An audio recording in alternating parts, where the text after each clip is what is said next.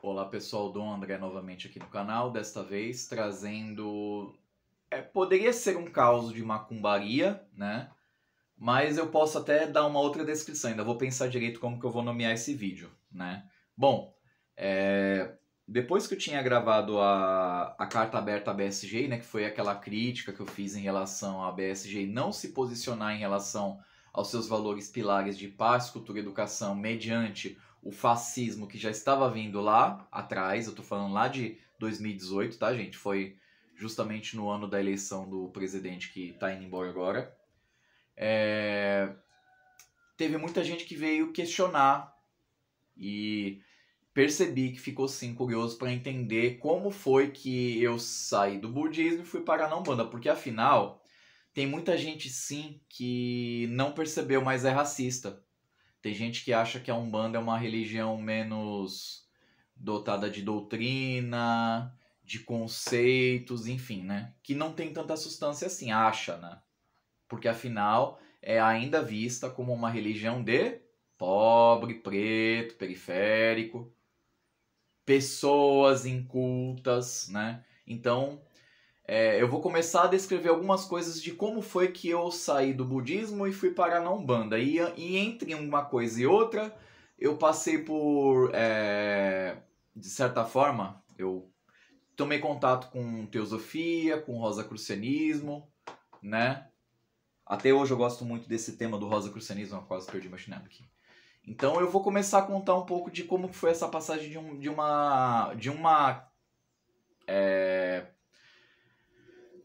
de uma certeza filosófica do budismo para outra, né?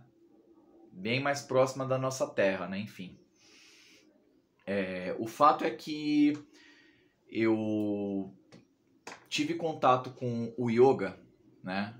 O Hatha Yoga, junto à professora Fernanda Zanini. Na época eu já trabalhava como músico e eu seguia firme lá no budismo, ok também. E um profissional que eu conheci, ele fez a ponte minha e a professora Fernanda Zanini. Fezita, um beijo, te amo, viu? E a professora Fernanda, ela me ensinou muita coisa, né? Ela é uma pessoa muito generosa.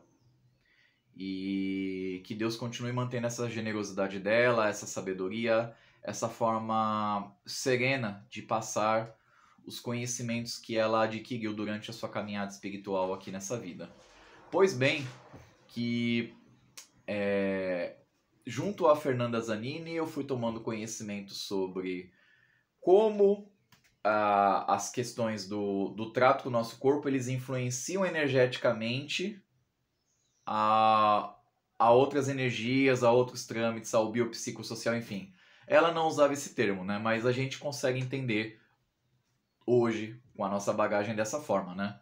Então a gente foi percebendo, né, que apesar de eu estar no budismo, eu fui percebendo que a realidade ela se mostra de uma forma muito mais complexa que às vezes a nossa própria mente consegue absorver, né? Então, por causa disso, eu fui sim percebendo que junto comigo mesmo, né? Que não é que a religião do outro é falsa. Existe uma questão que é muito autêntica e é pertinente a todas as religiões, que é a fé. A fé, de fato, é algo que pode sim transformar a realidade da pessoa e é independente da fé que a pessoa tenha, né? O que difere um pouco do que a gente aprende lá no budismo de Nichiren Daishonin, propagado pela BSGI, porque lá você entende que e isso era passado, não sei se continua sendo passado, mas eu acredito que continue sendo passado, que apenas a recitação do Nam-myoho Renge-kyo é a única religião verdadeira para os tempos atuais. E isso foi uma coisa que já começou a entrar em choque para mim, né? Porque da mesma forma que a gente aprendia lá no budismo que Sakyamuni tinha deixado 84 mil ensinos budistas, que era para que cada espécie de pessoas estivesse se adaptando e tivesse contato com a lei, né? Tudo bem. Tem a questão de que depois Nichiren veio e falou, isso aqui é um resgate, eu estou fazendo um resgate, eu estou voltando lá no Sutra de Lotus, que é o ensinamento mais importante, né? mas a visão começou a não concatenar mais, né? Por quê? Porque, gente, existem múltiplos tipos de seres humanos. Por que eu vou ter que ter a plena certeza absoluta de que somente a minha religião ela é a correta? A minha religião ela é correta para mim. A sua pode ser correta para você e assim sucessivamente. Bom, de qualquer jeito, como a minha visão ela foi se alargando, eu fui começando a entender um pouco mais, e olha que eu já tinha vindo sim de uma formação católica antes de entrar no budismo, enfim, né? O fato é que, como eu falei, né, a realidade ela se mostra de uma forma totalmente diferente às vezes daquilo que a gente idealiza, e a gente é obrigado a ter que lidar com esse choque. Eu tive que lidar com esse choque através de uma pessoa muito próxima a mim. Essa pessoa, ela também era do budismo, como eu. E a questão dessa pessoa foi justamente uma obsessão espiritual. Pois bem que essa pessoa do budismo, ela é uma pessoa que até hoje ela segue as suas práticas de forma muito consistente. É uma pessoa que tem muita fé no budismo ainda até hoje. É uma pessoa que, enfim, ela tem muito, como ela mesma fala, essa pessoa, ela tem muita gratidão ao budismo. Por ela ter realmente mudado muita coisa em si mesma. E eu realmente concordo. Essa pessoa, ela mudou muita coisa dela. Tem muita coisa para mudar também, porque todo ser humano tem o que mudar, mas sim, essa pessoa, podemos entender que sim, que ela mudou muito de vida desde que ela começou no budismo para o estado atual da vida dela, né? Só que, mesmo essa pessoa muito próxima a mim, ela tendo, assim, sendo uma pessoa que sempre fez muito Daimoku. Daimoku, para quem não sabe, é a recitação do Nam-myoho Renge-kyo. Então, Daimoku é essa grande invocação, essa grande oração, e a pessoa vai recitando esse mantra, recitando. Assim como não falhava nas orações também, participar das atividades, né, dos estudos também dentro do possível, dentro da possibilidade dela. Pois bem que essa pessoa teve esse problema de obsessão espiritual, né? E aí a gente sabe que obsessão espiritual, quem é do budismo sabe que isso não é um tema que é tratado diretamente ou tão abertamente dentro da organização, pelo contrário, né? Então, para vocês entenderem como é que se deu essa questão do choque, né? Do choque de realidade. O único livro que vai tratar um pouco sobre o contato extrafísico, né, o contato das pessoas que estão aqui no plano físico com as pessoas que estão no extrafísico, do budismo lá da BSGI, né, budismo de Nichiren Daishonin, né, só tem um único livro escrito por Daisaku Ikeda, chamado Vida, um Enigma, uma Joia Preciosa. Esse é o único livro que trata, mas de forma muito assim, en passant, mas bem en passant mesmo, uma pincelada bem rápida, mas muito rápida, sobre essa questão desses contatos. E também tem uma questão de que, isso eu já ouvi já de veteranos do budismo também, né? Pessoas próximas mesmo, tá, gente? Tô falando de veterano que conheci na reunião grande, não. Tô falando de gente próxima mesmo.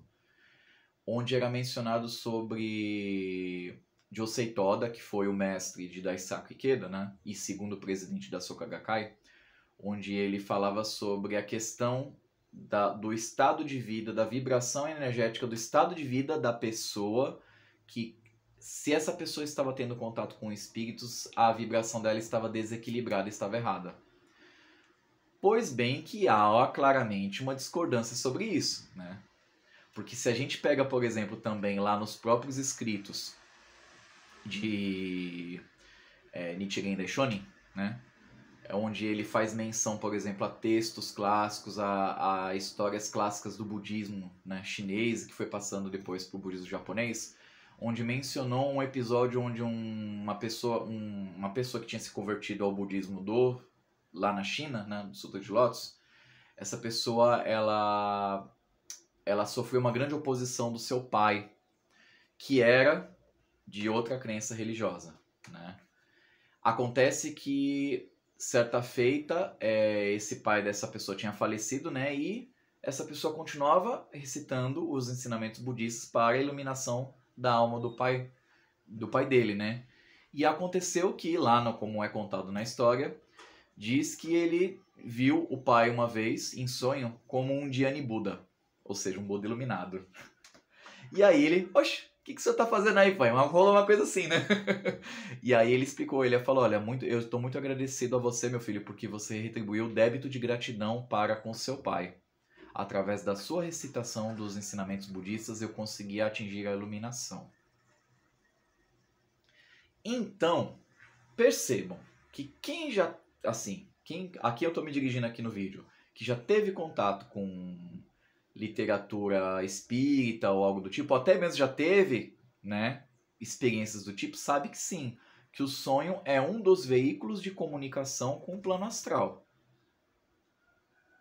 né? A questão é que no budismo não vai tratar de nada disso, não vai explicar nada disso e você que lute. Enfim, então, como eu falei, a visão estava se alargando já desta feita. Este problema de obsessão espiritual não foi um probleminha qualquer, tá, gente? Eu vou cortar o vídeo aqui porque já passou de 11 minutos. E aí eu vou deixar vocês aguardando o próximo vídeo que eu vou contar mais ou menos de como que foi que eu lidei com esse problema de obsessão espiritual. E isso vai ser uma série até eu chegar de fato na Umbanda, tá certo? Até mais, pessoal. Ótima semana para todo mundo e saravá!